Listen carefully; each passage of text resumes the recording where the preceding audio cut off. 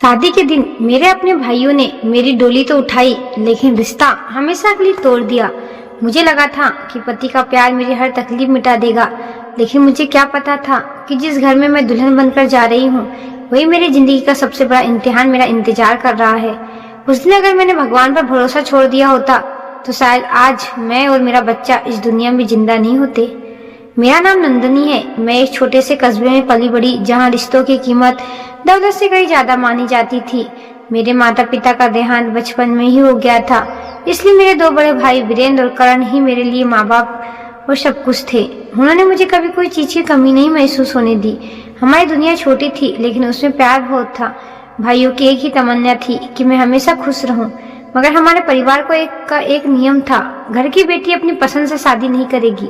परिवार जहाँ फैसला करेगा वहीं उसका घर होगा। बचपन से यही बात मेरे मन में बैठा दी गई थी।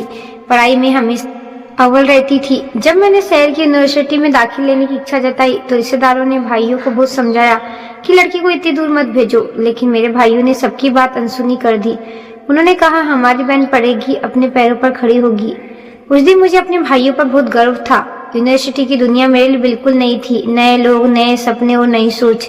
वहीं मेरी मुलाकात आदित्य से हुई। वह बड़े उद्योगपति का बेटा था, लेकिन उसके व्यवहार में जरा भी घमंड नहीं था। वह सबसे सम्मान से बात करता था और पढ़ाई में भी बहुत होशियार था। धीरे धीरे हमारी बातचीत शुरू हुई। पहले नोट्स का आदान प्रदान हुआ, फिर दोस्ती, और फिर एक ऐसा रिश्ता बन गया जिसे हम दोनों बिना कहे समझने लगे। एक दिन लाइब्रेरी से बाहर निकलते समय उसने धीमी आवाज में कहा, नंदनी, अगर तुम मना न करो तो मैं पूरी जिंदगी तुम्हारे साथ देना चाहता हूँ। मेरी धड़कन जैसे रुक गई। मैं भी उसे पसंद करने लगी थी, लेकिन मुझे अपने भाइयों की कसम याद थी। मैंने बिना कोई जवाब दिए वहां से कदम बढ़ा दिए। उसके बाद भी आदित्य ने कभी मुझ पर दबाव नहीं डाला। उसने सिर्फ इतना कहा, मैं इंतजार करूंगा। पढ़ाई पूरी हुई, मैं अपने घर लौट आई और आदित्य अपने पिता के साथ कारोबार संभालने लगा। मगर उसने उम्मीद नहीं छोड़ी। कुछ महीनों बाद एक दिन वह अपने माता पिता के साथ मेरे घर रिश्ता लेकर पहुंच गया। जैसे ही भाइयों को यह बात पता चली, पूरे घर का माहौल बदल गया। वीरेंद्र भाई का चेहरा गुस्से से लाल हो गया। उन्होंने ऊंची आवाज में कहा, हमने तुझ पर भरोसा करके तुझे पढ़ने भेजा था, यह दिन देखने के लिए नहीं। मैंने लाख समझाने की, मैंने कोई गलती नहीं की है, लेकिन किसी ने मेरी बात नहीं सुनी। मैं रोती रही और आखिर में सिर्फ इतना कहा, आप लोग जो फैसला करोगे वही मेरी किस्मत होगी। अगले कई दिनों तक आदित्य के पिता बार बार घर आते रहे। उन्होंने भाइयों से सम्मान से बात की। आखिरकार भाइयों ने कहा, अगर लड़का इतना अड़ा हुआ है तो 1 हफ्ते के अंदर शादी करके लड़की को ले जाए। इसके बाद हमारा उससे कोई रिश्ता नहीं रहेगा। यह सुनकर मेरे पैरों तले जमीन खिसक गई। शादी की तैयारी शुरू हो गई, लेकिन उस घर में कहीं भी खुशी नहीं थी। मेरी विदाई का दिन आ गया। मैंने आखिरी बार अपने आंगन को देखा, जहाँ मेरा पूरा बचपन बीता था। मेरी आंखें भाइयों को ढूंढ रही थी। मुझे उम्मीद थी कि शायद आखिरी पल में मुझे गले लगा लेंगे, लेकिन ऐसा नहीं हुआ। वीरेंद्र भाई ने सख्त आवाज में कहा, आज के बाद इस घर की तरफ मुड़कर मत देखना। अब तेरी दुनिया वही है जहाँ तू जा रही है। मेरे हाथ कांपने लगे। मैंने रोते हुए उनके पैर छुए, लेकिन उन्होंने मुझे आशीर्वाद तक नहीं दिया। मैं डोली में बैठी तो ऐसा लगा जैसे मेरा सब कुछ पीछे छूट गया हो। रास्ते भर मैं रोती रही। आदित्य ने मेरा हाथ पकड़कर कहा, आज तुमने अपना परिवार खोया है, लेकिन मैं वादा करता हूँ कि एक दिन तुम्हारे भाई खुद तुम्हें गले लगाएंगे। उसकी बात सुनकर मेरे चेहरे पर हल्की सी मुस्कान आई, लेकिन दिल का दर्द कम नहीं हुआ। जब मैं उसके घर पहुंची तो वहाँ की भव्यता देखकर मैं कुछ पल के लिए हैरान रह गई। विशाल हवेली, दर्जनें नौकर और आलीशान सजावट, लेकिन उस घर के लोगों के चेहरे पर अपनापन नहीं था। आदित्य की माँ ने मुझे ऊपर से नीचे तक देखा और ठंडे स्वर में कहा, यही वह लड़की है जिसके लिए मेरे बेटे ने हमारी बात ठुकरा दी। उनकी बहन रिधिमा ने भी बिना मुस्कुराए मुंह फेर लिया और बड़े भाई की पत्नी काव्या ने सिर्फ रस्म निभाने के लिए आरती उतारी। उस दिन मुझे समझ आ गया कि इस घर में मेरी राह आसान नहीं होगी। शुरुआत के कुछ दिन आदित्य मेरे साथ हर पल खड़ा रहा, लेकिन जैसे ही वो ऑफिस जाता, घर का माहौल बदल जाता। छोटी छोटी बातों पर ताने सुनने पड़ते, कभी मेरे पहनावे पर, तो कभी मेरे मायके पर, तो कभी मेरे परवरिश पर। मैं हर बात चुपचाप सह लेती, क्योंकि मैं नहीं चाहती थी कि आदित्य अपने परिवार से दूर हो जाए। मैं सोचती थी कि एक दिन मेरा प्यार और सेवा सबका दिल बदल देगा, लेकिन मुझे क्या पता था कि उनके दिलों में नफरत की जड़ें इतनी गहरी थी कि मेरा हर प्रयास बेकार हो जाने वाला है। और मुझे बिल्कुल अंदाजा नहीं था कि कुछ ही महीनों बाद मेरी जिंदगी में ऐसी खुशखबरी आने वाली है जो इस घर के कई लोगों की सबसे बड़ी दुश्मन बन जाएगी। आदित्य मेरे लिए सिर्फ पति नहीं, मेरी सबसे बड़ी ताकत बन चुका था। वह हर सुबह ऑफिस जाने से पहले मेरे माथे को चूमकर कहता, अगर कोई तुम्हें परेशान करे तो बस मुझे एक फोन कर देना। उसकी यही बात मुझे हर दर्द सहने की हिम्मत देती थी। मैंने भी ठान लिया था कि एक दिन अपनी आवाज से इस घर को हर इंसान का दिल जीत लूंगी, लेकिन शायद कुछ लोगों के दिल जीतने के लिए नहीं, सिर्फ नफरत करने के लिए बने होते हैं। एक सुबह मेरी तबीयत अचानक बिगड़ गई, चक्कर आने लगे और मुझे उल्टियां होने लगी। आदित्य घबरा गया और तुरंत मुझे डॉक्टर के पास ले गया। जांच के बाद डॉक्टर मुस्कुराकर बोले, बधाई हो, आप दोनों माता पिता बनने वाले हो। यह सुनते ही आदित्य की आंखें भर आई। उसने खुशी से मेरा हाथ पकड़ लिया और बोला, आज मेरी जिंदगी पूरी हो गई। लौटते समय उसने मिठाई खरीदी और पूरे रास्ते बच्चे के बारे में बात करता रहा। घर पहुंचते ही उसने सबको खुशखबरी सुना दी, लेकिन जहां उसकी मुस्कुराहट की उम्मीद थी वहां अजीब सी खामोशी फैल गई। उसकी माँ ने बिना कुछ कहे मुंह फेर लिया। रिद्धिमा के चेहरे पर नाराजगी साफ दिखाई दे रही थी। वह काव्या की बनावटी मुस्कान देकर चुप हो गई। सिर्फ आदित्य के पिता ने आगे बढ़कर मुझे आशीर्वाद दिया। उसी दिन मुझे समझ आ गया कि इस घर में मेरे बच्चे की खुशी हर किसी की खुशी नहीं थी। दिन गुजरते गए, मेरा गर्व बढ़ने लगा। आदित्य मेरा पहले से भी ज्यादा ख्याल रखने लगा, लेकिन उसके ऑफिस जाते ही तानों की बरसात शुरू हो जाती। सास कभी कहती, जब से यह लड़की आई है घर की बरकत चली गई है। कभी रिद्धिमा ताना मारती, देखना पता नहीं कैसा वक्त लेकर आई है। मैं चुपचाप सब सुन लेती थी। एक शाम आदित्य ने मुझे रोते हुए देख लिया। उसने पहली बार अपनी माँ से सख्त लहजे में कहा, अगर किसी ने नंदनी को फिर रुलाया तो मुझसे बुरा कोई नहीं होगा। उस दिन पूरे घर में सन्नाटा छा गया, लेकिन अंदर ही अंदर सबके मन में मेरे लिए जहर और बढ़ गया। कुछ दिनों बाद आदित्य देर शाम घर लौटा। उसके चेहरे पर चिंता साफ दिखाई दे रही थी। उसने मेरे पास बैठकर कहा, मुझे 10 दिनों के लिए सिंगापुर जाना पड़ेगा, बहुत जरूरी बिजनेस मीटिंग है। मेरा दिल घबरा उठा। मैंने उसका हाथ पकड़ लिया। मत जाइए, मेरा मन बहुत बेचैन हो रहा है। उसने मुस्कुराकर कहा, मैं जल्दी लौट आऊंगा। तुम्हें और हमारे बच्चे को छोड़कर कहीं नहीं जा सकता। उसकी बातें सुनकर मैं खुद को समझा लिया। अगले दिन वह रवाना हो गया। जाते समय उसने मेरे माथे को चूमा और कहा, जब लौटूंगा तो अपने बच्चे की पहली धड़कन सुनूंगा। उसकी गाड़ी आंखों से ओझल हुई तो मेरा दिल जैसे खाली हो गया। उस रात मैंने उसके फोन का इंतजार करती रही। समय बीतता गया, लेकिन कॉल नहीं आया। मैंने सोचा शायद फ्लाइट देर से पहुंची होगी। बेचैनी कम करने के लिए मैंने टीवी चला दी। तभी स्क्रीन पर लाल पट्टी में ब्रेकिंग न्यूज चमकी।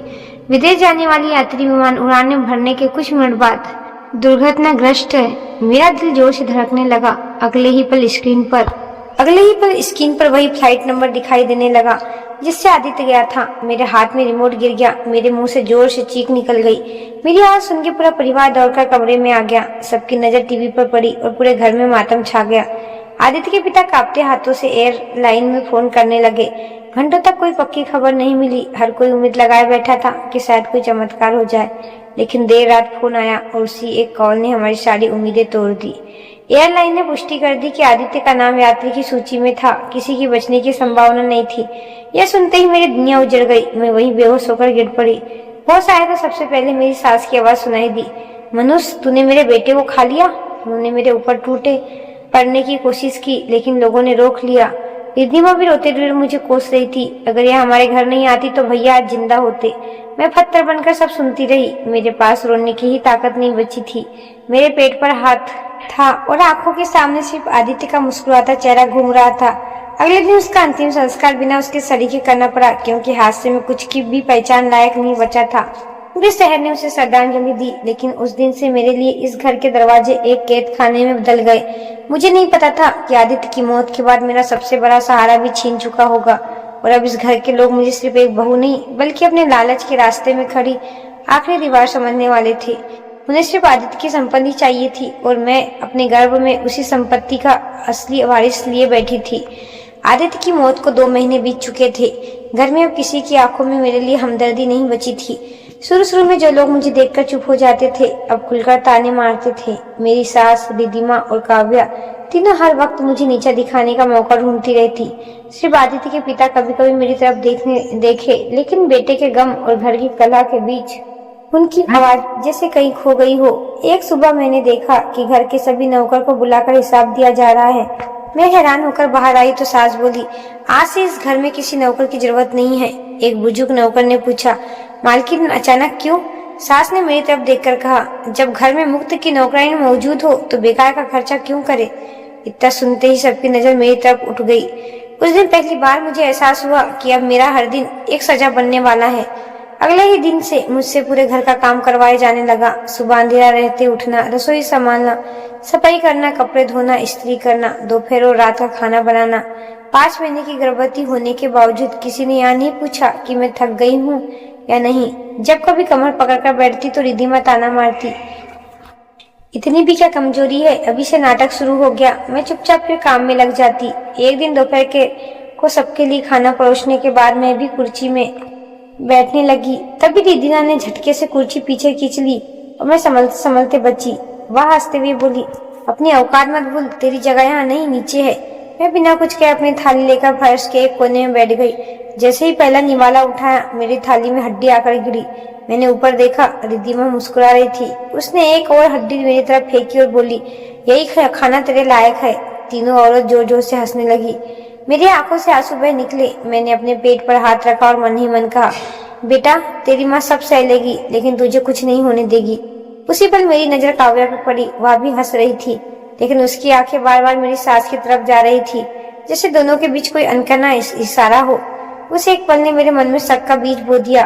क्या यह सब सिर्फ नफरत थी या इसके पीछे कोई और वजह छिपी थी? उस रात में बहुत रोई। फिर पहली बार भगवान के सामने बैठ गई।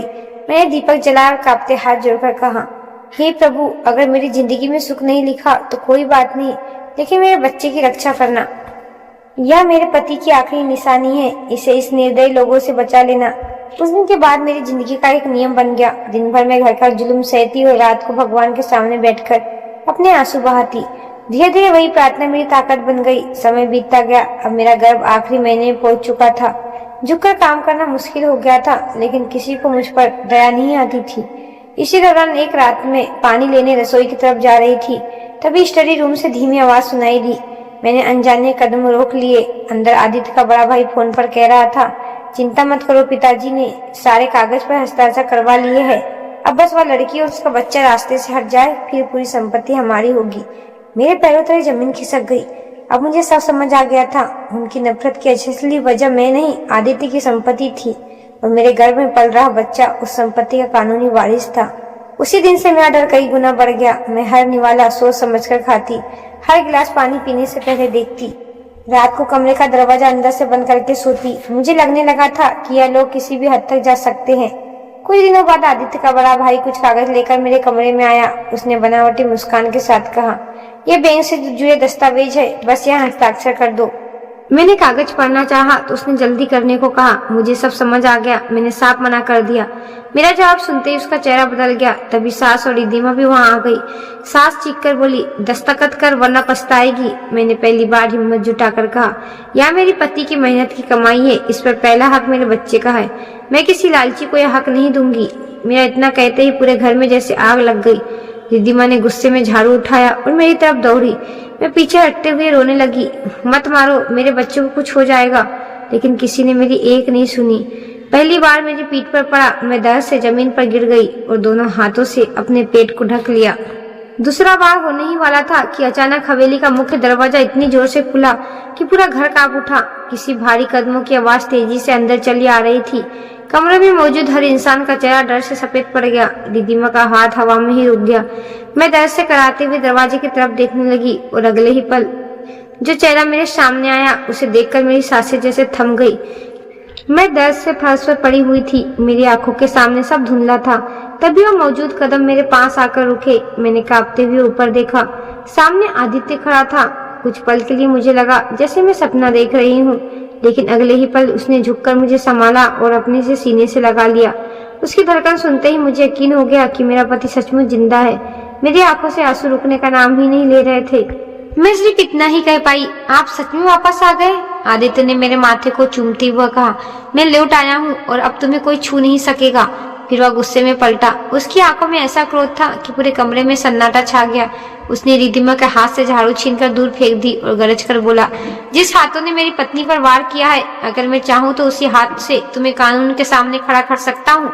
उसकी माँ रोती हुई उसके पास आई, लेकिन उसने एक कदम पीछे हटते हुए कहा, आज मुझसे दूर रहिए। माँ होने का रिश्ता सम्मान से बनता है, अत्याचार से नहीं। किसी के पास कोई जवाब नहीं था। आदित्य के बड़े भाई का चेहरा डर से पीला पड़ चुका था। उसने धीरे से पूछा, लेकिन तुम जिंदा कैसे हो? आदित्य ने गहरी सांस लेकर कहा, विमान हादसे के बाद मुझे गंभीर हालत में बचा लिया गया था। कई हफ्तों तक मैं बेहोश रहा। जब होश आया तो मुझे कुछ भी याद नहीं था। धीरे इलाज के दौरान मेरी याददाश्त लौट आई। सबसे पहले मुझे नंदनी का चेहरा याद आया। मैं तुरंत घर लौटना चाहता था, लेकिन डॉक्टर ने रोक दिया। जैसे ही चलने लायक हुआ, मैं बिना किसी को खबर दिए सीधे यहाँ आ गया और यहाँ आकर मैंने वह देखा जिसकी मैंने कभी कल्पना भी नहीं की थी। इतना कहकर उसने कमरे में चारों तरफ नजर दौड़ाई। जिस पत्नी को मैंने तुम्हारे भरोसे छोड़ा था, उसे तुम लोगों ने नौकरानी बना दिया। जिस बच्चे का मैं बेसब्री से इंतजार कर रहा था, उसे तुम लोगों ने खतरा समझ लिया। और जिस संपत्ति के लिए तुम लड़ रहे हो, वह मेरी मेहनत की कमाई है, किसी की जहागीर नहीं। उसके शब्द सुनकर सबकी नजर झुक गई। तभी आदित्य के पिता भी वहां आ गए। उन्होंने कमरों का माहौल देखा और मेरी चोटें देखकर उनकी आंखें भर आई। उन्होंने पहली बार ऊंची आवाज में कहा, आज के बाद इस घर में किसी के साथ अन्याय नहीं होगा। फिर उन्होंने अपने बड़े बेटे की तरफ देखकर कहा, जिस संपत्ति के लिए तुमने रिश्ते बेच दिए, उसका एक हिस्सा भी तुम्हें नहीं मिलेगा। यह सुनते ही बड़े भाई और काव्या के चेहरे उतर गए। सांस फूट फूट कर रोने लगी। उन्होंने मेरे सामने हाथ जोड़ दिए। हमसे बहुत बड़ा पाप हो गया, अगर हो सके तो हमें माफ कर देना। रिद्धिमा भी रोते हुए पैरों पे बैठ गई। कुछ महीने पहले यही लोग मुझे अपमानित करते थे, लेकिन आज पछतावे से टूट चुके हैं। आदित्य ने मेरी तरफ देखा। फैसला अब मेरे हाथों में था। मैंने कुछ पल भगवान की मूर्ति की तरफ देखा, फिर धीरे से कहा, अगर मैं नफरत लेकर जीऊंगी तो मेरे बच्चे को भी वही विरासत मिलेगी। मैं अपने के लिए नहीं, अपने बेटे के भविष्य के लिए आप सबको माफ करती हूँ, लेकिन विश्वास टूटने के पहले जैसा नहीं होता। आदित्य ने मेरा हाथ थाम लिया और कहा, यही वजह है कि तुम सबसे अलग हो। उसी शाम उसने फैसला किया कि अब हम अलग घर में रहेंगे। उसने पहले से खरीदा हुआ एक छोटा सा घर तैयार करवाया और मुझे वहां ले गया। उस घर में महल जैसी शानो शौकत तो नहीं थी, लेकिन वहाँ सुकून था, सम्मान था और अपनापन था। कुछ ही दिनों में बाद भगवान ने हमें एक स्वस्थ बेटे को आशीर्वाद दिया। जब आदित्य ने पहली बार उसे गोद में उठाया तो उसके आंखों से आंसू बहने लगे। उसने कहा, इसका नाम आर्य होगा, क्योंकि इसने हमें हर अंधेरे से निकाल कर नई रोशनी दी है। समय के साथ मेरी जिंदगी फिर से मुस्कुराने लगी। एक दिन आदित्य मेरे दोनों भाइयों से मिलने गया। उसने उन्हें पूरी सच्चाई बताई। अगले ही दिन दोनों भाई हमारे घर आए। मुझे देखते ही वे फूट फूट कर रो पड़े। वीरेन ने कांपती आवाज में कहा, बहन, हमने लोगों की बातों पर भरोसा किया, लेकिन तेरे दिल को नहीं समझ पाए। करण ने मेरे बेटे को गोद में उठाकर कहा, अब कोई तुझे हमसे दूर नहीं कर पाएगा। उस दिन वर्षों की दुनिया खत्म हो गई। धीरे धीरे आदित्य की माँ और परिवार ने भी हमें व्यवहार से साबित किया कि उन्हें अपनी गलतियों का सच्चा पछतावा है। हमने उन्हें भी माफ तो कर दिया, लेकिन अपने आत्मसम्मान से कभी समझौता नहीं किया। हमारा रिश्ता अब दूर में रहते हुए भी सम्मान पर टिका था। आज कई साल बाद जब मैं अपने घर के मंदिर में दीपक जलाती हूँ तो एक ही बात समझ आती है, मुश्किल इंसान को तोड़ने नहीं मजबूत बनाने आती है।